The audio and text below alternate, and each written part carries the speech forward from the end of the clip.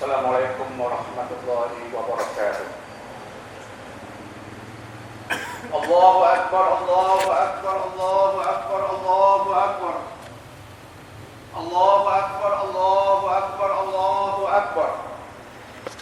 Allahu akbar kabira. Walhamdulillahi katsira. Wa subhanallahi bukratan wa asila. Alhamdulillah. Alhamdulillahilladzi anzala ala 'abdihi al-kitaba wa lam yaj'al lahu 'iwaja qayyiman liyundhira ba'san shadidan min ladunhu wa yubashshira al-mu'minina alladhina ya'maluna as-salihat anna lahum ajran hasana.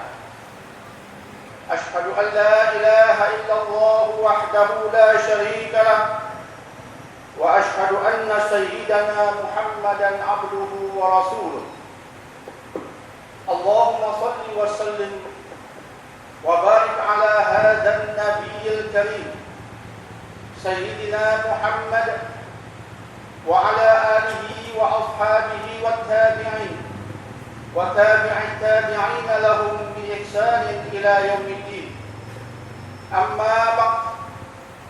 Faya ibadallah, ittaqullah wa'lamu anna Allaha ma'al muttaqin. Hadirin tuan-tuan dan puan-puan yang dihormati lagi dimuliakan. Pada hari ini umat Islam berhimpun di Mina selepas mereka berwukuf di Arafah semalam. Jumlah umat Islam yang berada di sana lebih kurang 3 juta muslimin dan muslimat. Alhamdulillah. Mereka ke sana melaksanakan ibadah agung, menyambut panggilan Allah yang mewajibkan umat Islam melaksanakan ibadah haji jika mereka mampu ke sana seumur hidup sekali. 3 juta umat Islam menyahut panggilan itu bagi tahun ini. Kita doakan agar haji mereka haji mabrur, haji yang diterima oleh Allah Subhanahu wa taala. Dan ketika umat Islam berada di sana, ada beberapa ungkapan yang menjadi ungkapan mulia yang dilafazkan secara berkala, secara berterusan selepas mereka memakai ihram. Lafaz-lafaz mulia itu ialah labbaik Allahumma labbaik sampailah ke hujungnya, yang bermaksud kami menyahut Tuhan kami, panggilanmu kami menyahut. Labbaik la syarika laka labbaik, kami menyahut dan tidak ada sekutu bagimu. Innal hamda wa ni'mata laka wal mulk, sesungguhnya segala pujian, segala nikmat, segala kekuasaan hanya bagimu. La syarika lak, sesungguhnya tidak ada sekutu bagimu. Sekaligus ungkapan-ungkapan mulia ini mendidik umat Islam tentang aspek tauhid. Kejayaan umat Islam bertunjangkan iman tauhidiyah, bertunjangkan iman yang menegaskan tidak ada Tuhan melainkan Allah sahaja. Dia yang esa, tidak ada sekutu baginya. Maka umat Islam ketika melaksanakan ibadah haji, mereka melaksanakan ibadah haji tanpa terbabas daripada konsep tauhid. Dan ini hanya boleh berlaku jika kita melaksanakan ibadah sebagaimana yang diajar Nabi sallallahu alaihi wasallam. Dalam sebuah hadis yang sahih, baginda menegaskan, "Khudhu anni manasikakum." Ambillah cara ibadah haji daripadaku. Justru jika kita memandai-mandai, menokok tambah dalam hal ibadah, termasuk ibadah haji, tidak mustahil walaupun tujuan kita baik lagi suci, tetapi akhirnya kita terbabas melakukan kesyirikan tanpa kita sedari. Bila kita melaksanakan ibadah haji mengikut petunjuk sunnah dan kita memahami labbaik Allahumma labbaik hingga ke ujungnya yang telah dilafazkan tadi, insya-Allah kita tidak akan memeluk tiang-tiang Masjid Al-Haram untuk mendapat berkah. Kita tidak akan menggosok tembok-tembok masjid kononnya untuk mendapatkan berkat. Kita tidak memeluk dan juga mengucup ke lampu Kaabah kononnya hendak mendapatkan berkat. Sebab berkat tidak ada pada tiang dan tembok. Berkat tidak ada pada lampu Kaabah. Berkat hanya ada di sisi Allah. Dan untuk mendapat berkat daripada Allah, laksanakanlah ibadah termasuk haji mengikut kehendak Allah dengan petunjuk sunnah Nabi sallallahu alaihi wasallam. Ada satu kisah yang sahih yang mendidik kita ke arah itu. Mendidik kita supaya tidak memandai-pandai dalam beribadah, supaya tidak menokok tambah dalam beribadah. Sebab memandai-pandai dia tidak melahirkan ibadah, dia melahirkan bid'ah. Orang yang melakukan bid'ah dikutuk oleh Allah Subhanahu wa taala. Kisah yang nak kita ceritakan satu kisah indah berkaitan sahabat Nabi yang bernama Umar Al-Khattab radhiyallahu anhu. Pada suatu ketika Umar bertawaf dan kemudian mengucup Hajarul Aswad. Ini perkara yang ingin dilakukan oleh jemaah haji. Bertawaf kemudian mengucup Hajarul Aswad. Tetapi Umar tidak mengucup sahaja. Selepas mengucup Hajarul Aswad, Umar radhiyallahu anhu berkata, maksud perkataannya, wahai Hajarul Aswad, kamu hanyalah seketul batu. Bayangkan perkataan Umar kepada Hajarul Aswad, kamu hanya seketul batu. Kamu tidak mendatangkan manfaat bagiku, termasuk berkat. Kamu hanya batu. Bagaimana batu boleh mendatangkan berkat? Ya Hajarul Aswad, kamu hanya seketul batu. Kamu tidak boleh mendatangkan manfaat bagiku, dan kamu juga tidak boleh mendatangkan mudarat bagiku. Aku mengucupmu sebab apa? Sebab aku melihat Rasulullah mengucupmu. Itu sahaja, titik. Sebab itulah orang-orang yang memandai-mandai, yang kononnya hendak mendapatkan berkat di sana sini, mereka melaksanakan ibadah haji dalam kejahilan. Mereka pergi tanpa kemantapan ilmu. Orang yang seperti itu susah hendak mendapat haji mabrur, susah hendak mendapat haji yang diterima. Sebab mereka pergi ke sana, peluang untuk menjadi bersih sudah ada, tapi sayang sekali mereka meningkatkan kesyirikan disebabkan kejahilan. Justru labbaik Allahumma labbaik menunjukkan bahawa di sana jangan ada kesyirikan. Di sana jangan lakukan bid'ah, lakukan apa yang dilakukan oleh Nabi sallallahu alaihi wasallam, sekaligus kita akan selamat. Allahu akbar, Allahu akbar, Allahu akbar, walillahil hamd. Dengan kefahaman yang disebutkan tadi, jelas kita boleh menjawab tuhmahan oleh golongan-golongan orientalis, tuhmahan oleh musuh-musuh Islam. Mereka mengatakan umat Islam ketika berhadapan dengan Kaabah, mereka menyembah Kaabah. The Muslims are a group of people who worship the Kaabah, and that Kaabah is a black stone. Orang Islam merupakan satu kuat yang menyembah Kaabah, dan mereka memanggil Kaabah sebagai the black stone, sebagai batu hitam. Ada yang mengatakannya sebagai the black box, kotak hitam. Ada yang mengatakannya sebagai the black cube, cube hitam, dan begitulah seterusnya. Itu kenyataan oleh musuh-musuh Islam. Mereka jahil. Tidak mengejutkan jika itu pernyataan mereka. Tetapi jika umat Islam turut jahil, mereka tak mampu menjawab, tak mampu menangkis. Bila kita faham labbaik Allahumma labbaik, kita boleh menjawab dengan mengatakan bahawa di hadapan Kaabah kami mengatakan Allah Tuhan, la syarikalah, tidak ada sekutu baginya.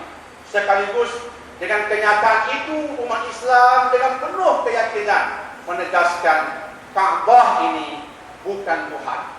Bila kita sujud di hadapan Kaabah, kita bukan menyembahnya. Sebab itu umat Islam memanggil Kaabah kiblah. Budak kecil yang beragama Islam, walaupun masih kecil, dia tahu Kaabah itu kiblah. Allah yang Tuhan, dia lain. Kiblah dan Allah beza. Ha ba lam ta berbeza dengan alif lam lam ha. Kiblah dalam bahasa Arab bermaksud hala tuju ataupun direction. Berbeza dengan Allah, dia la ilaha illahu, tidak ada Tuhan melainkan dia sahaja disembah.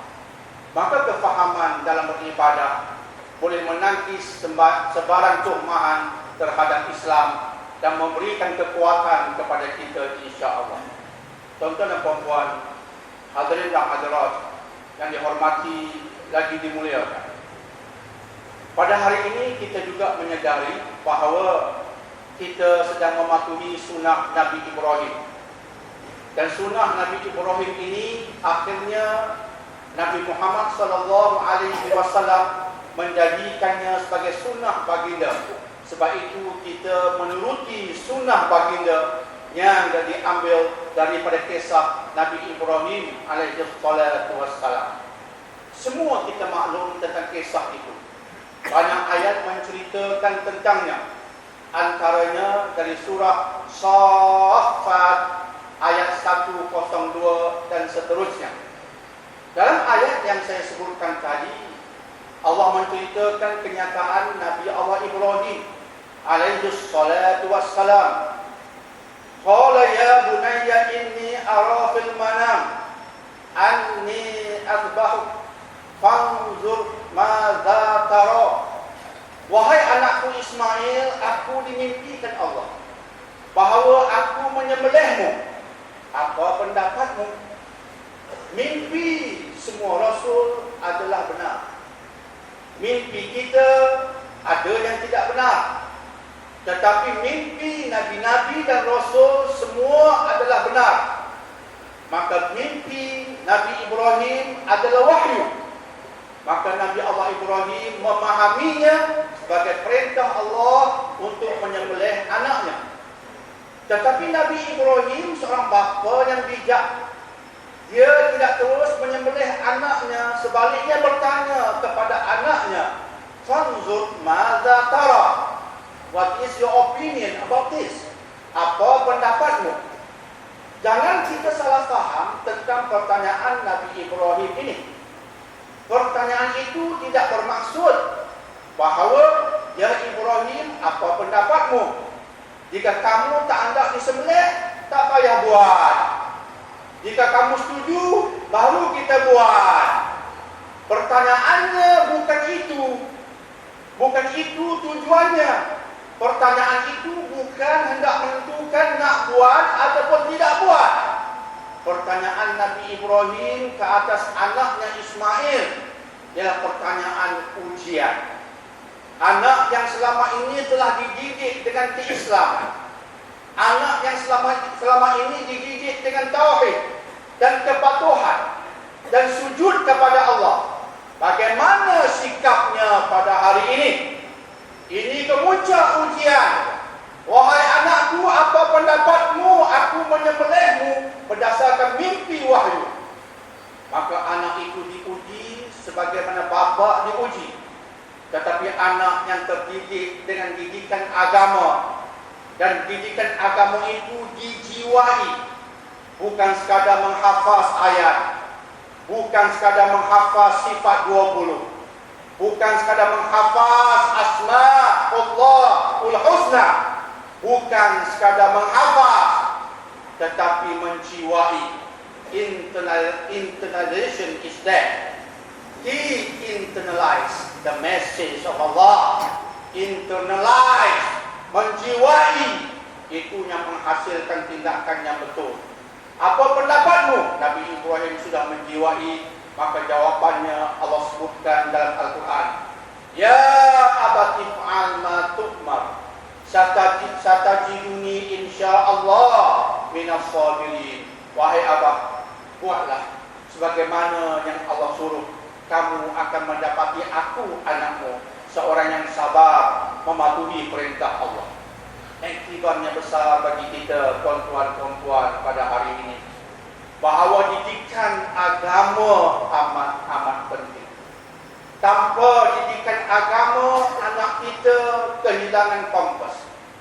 Hari ini kita melihat ibu bapa termasuk yang Melayunya, mereka lebih mementingkan akademik. Akademik dan akademik. Seolah-olahnya kejayaan akademik, kejayaan kemuncak. Sebab itu kita melihat, terutamanya dari kalangan ibu, bila anak hendak mengambil PMR ataupun kemudiannya SPM, ibu-ibu yang bekerja sanggup mengambil cuti untuk membaca Yasin ketika anak-anak di bilik peperiksaan. Sanggup mengambil cuti untuk membaca Yasin ketika anak-anak mengambil peperiksaan. Ini suatu yang aneh. Adakah ibu itu sanggup baca Yasin, mendoakan agar anaknya berakhlak mulia? Tidak. Adakah ibu itu sanggup bercuti membaca Yasin, semoga anaknya mendapat hasanah di akhirat? Tidak. Adakah ibu itu sanggup bercuti membaca Yasin agar anaknya menjadi hamba Allah seperti anak yang bernama Ismail bagi Nabi Ibrahim? Tidak. Adakah ibu itu sanggup mengambil cuti membaca Yasin, mendoakan anak supaya akhirnya mendapat keredaan Allah? Tidak. Tetapi dia ambil cuti untuk akademik anaknya. Itu menampakkan betapa kegilaan kita terhadap akademik. Sedangkan bila kita baca kisah Nabi Ibrahim, penekanannya terhadap ukhrawi, terhadap agamawi. Sebab itu kita melihat hari ini ramai orang-orang yang bijak tetapi tidak bijaksana. Pencuri pun bijak. Mereka mencuri, merompak, sungguh bijak. Mereka guna teknologi, sungguh bijak. Mereka guna sains, sungguh bijak. Tetapi tidak ada pencuri yang bijaksana. Hari ini kita hilang kebijaksanaan. Kita hilang nilai kebijaksanaan sebab akademik tidak mengajar nilai dan kebijaksanaan. Agama mengajar nilai dan kebijaksanaan.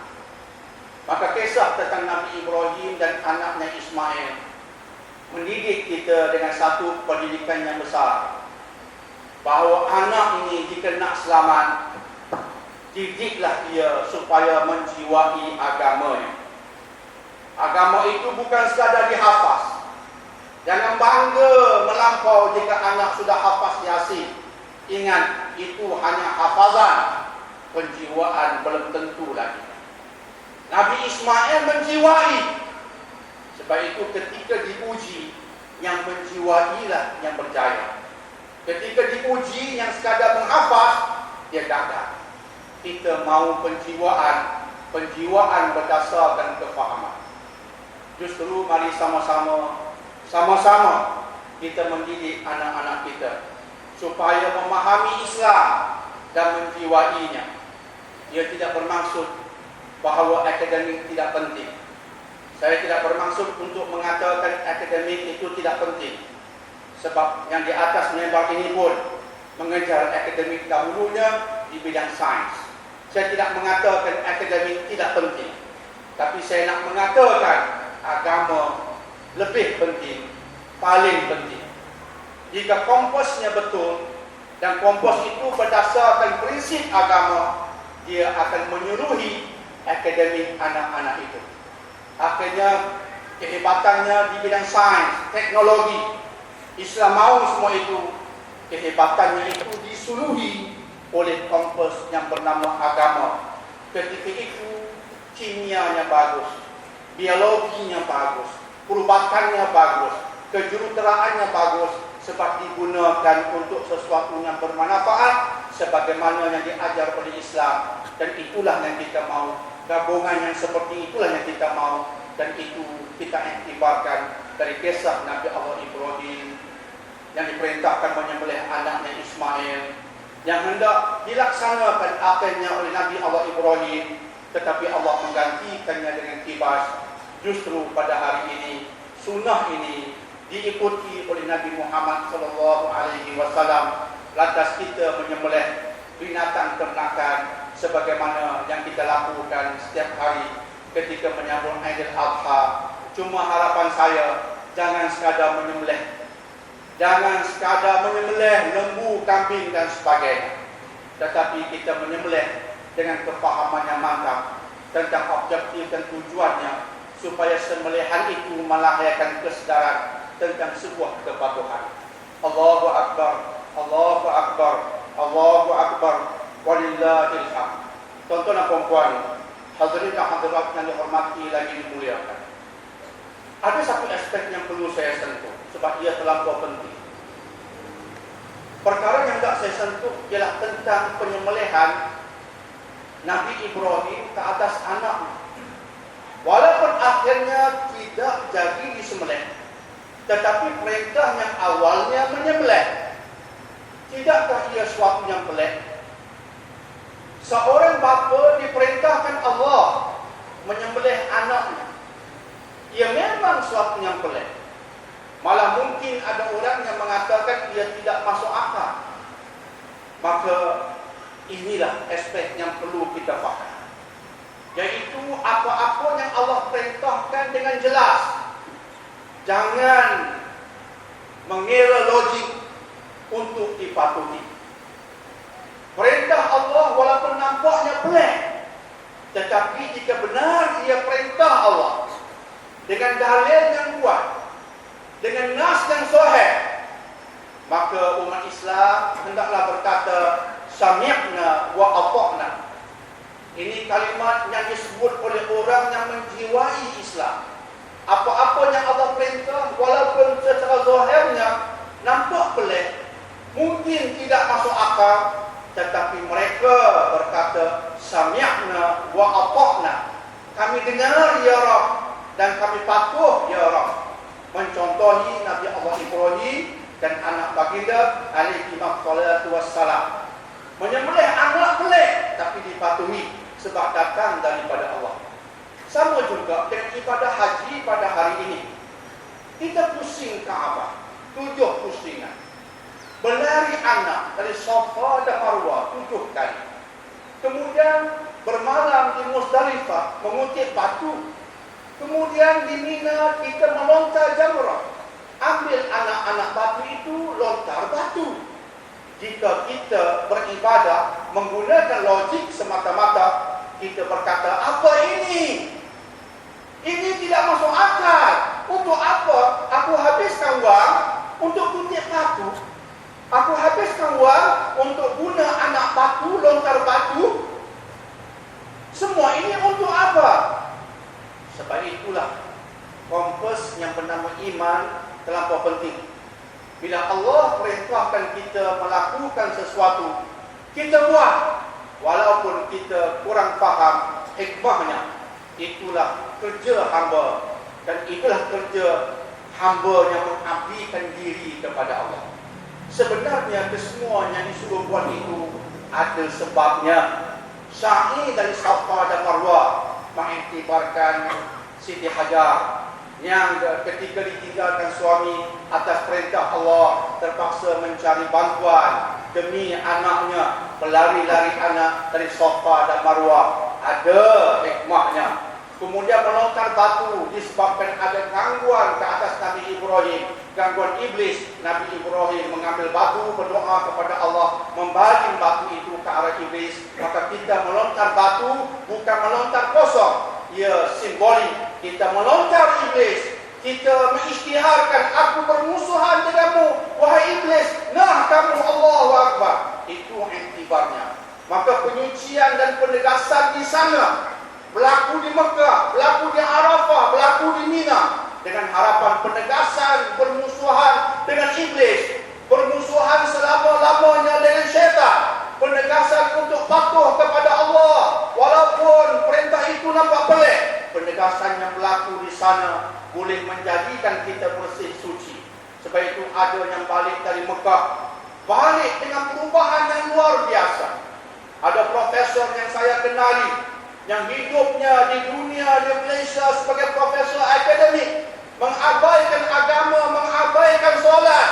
Alhamdulillah, pergi ke sana, bertawaf, bersa'i, berwukuf, mengutip jamrah, melontar jamrah, balik hari ini, alhamdulillah. Dia juga penceramah motivasi, bertunjangkan Quran dan sunnah, dan dia berubah di sana. Sebab itu orang yang mengatakan pergi sana itu perbuatannya pelik, mereka sebenarnya tidak faham. Yang pelik itu ada simboliknya yang menyegarkan hati dan juga jiwa dan juga perasaan. Ia amalan yang boleh mengubah manusia, kewajipannya bukan kewajipan kosong.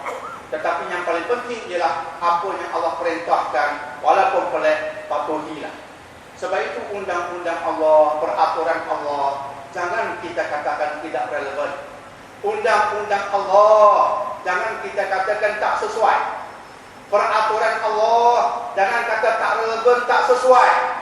Sebab kalau kita berkata demikian, kita menempelak Allah. Kemudian kita berkata la ilaha illallah, apa maknanya?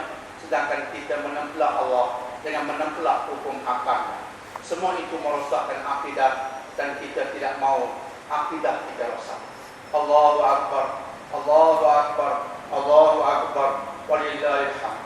Justru tuan-tuan dan puan-puan, hadirin dan hadirat yang dihormati dan dimuliakan, mari sama-sama, termasuk yang kerdil yang bercakap di atas mimbar yang mulia ini, termasuk yang kerdil ini, mari sama-sama kita tingkatkan pengorbanan kita.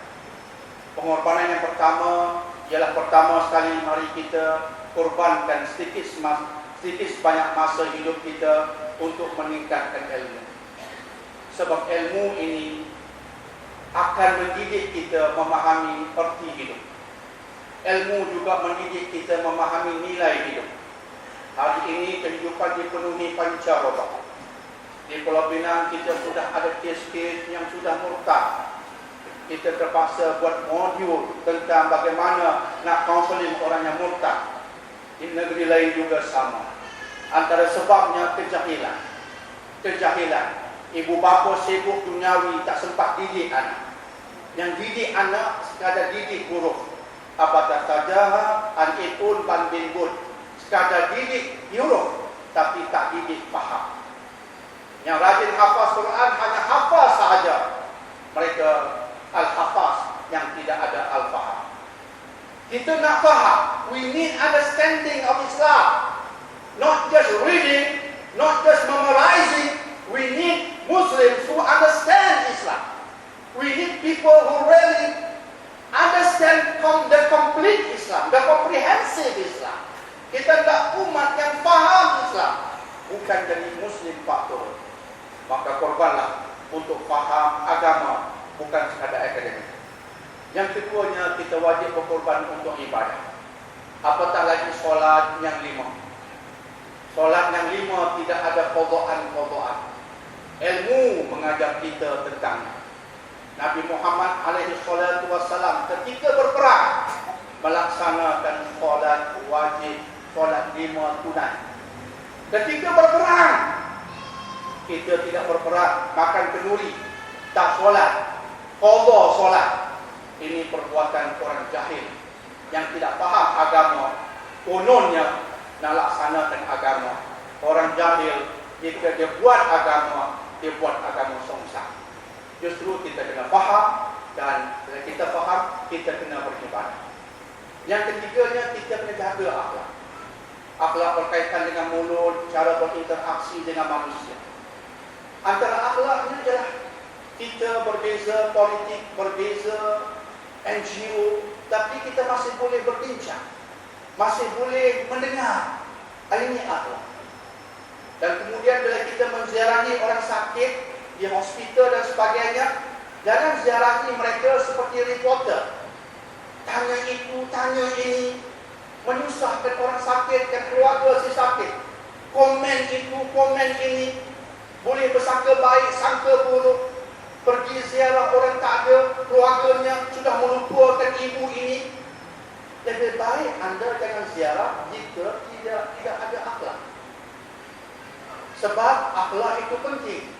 Tanpa akhlak kita menyakitkan hati orang. Bukan sekadar menyakitkan hati orang, kita meningkatkan dosa kita. Dosa kita sudah banyak bertimbul, nak tambah lagi. Maka ini akhlak. Dan orang jahil, mereka tidak akan berakhlak sebab mereka tak tahu itu tuntutan agama. Itu yang ketiga. Dan yang keempatnya, insya-Allah, mari sama-sama selepas kita faham, beribadah, berakhlak, jangan lupa berdakwah. Antara golongan di Malaysia yang hendak mendengar Islam, siapa dia tuan-tuan, puan-puan? Yang kita lupakan mereka, orang-orang non-Muslim, rakan-rakan kita non-Muslim. Mereka nak dengar Islam tapi takut untuk bertanya, takut ia menjadi isu sensitif. Tetapi mereka nak dengar. Dan kita sentiasa mengatakan Malaysia masyarakat majmuk. Hanya untuk berucap saja ke? Hanya untuk berkata saja ke? Malaysia masyarakat majmuk. Apa yang kita buat dengan majmuk ini? Apa yang kita buat dengan majmuk ini? Yang wajib kita buat, bukan sunat, ialah berdakwah kepada non-Muslim. Berdakwah kepada mereka. Ini wajib kita buat. Semoga paling kurang mereka faham Islam. Dan harapannya kemudian selepas itu mereka peluk Islam, insya-Allah ta'ala. Semoga insya-Allah Allah memberikan kekuatan kepada kita untuk melaksanakan semua yang kita sebutkan tadi. Semoga insya-Allah akhirnya korban kita diterima oleh Allah Subhanahu wa taala. Allahu akbar. Allahu akbar. Allahu akbar walillahil hamd. A'udzu billahi minasyaitonir rajim. Ya ayyuhalladzina amanu qulu fis-silmi kaffah wa la tattabi'u khutuwatis syaitan. Innahu lakum aduwwum mubin. Wahai mereka yang ada iman, laksanakanlah Islam secara total ataupun sebelumnya, dan jangan kamu ikut langkah-langkah syaitan. Mereka kesemuanya merupakan musuh yang nyata bagimu. Barakallah li wa lakum bil Qur'anil azim. Wa nafa'ani wa iyyakum bima fihi min dzikril hakim. Wa taqabbal minni wa minkum tilawatahu innahu huwas samiul alim. Aqulu qawli hadza wa astaghfirullah li wa lakum. فَإِسْتَغْفِرُوا الْمُسْلِمِينَ وَالْمُسْلِمَاتِ فَاسْتَغْفِرُوهُ فَيَا فَوْزَ الْمُسْتَغْفِرِينَ وَيَا نَجَاةَ التَّائِبِينَ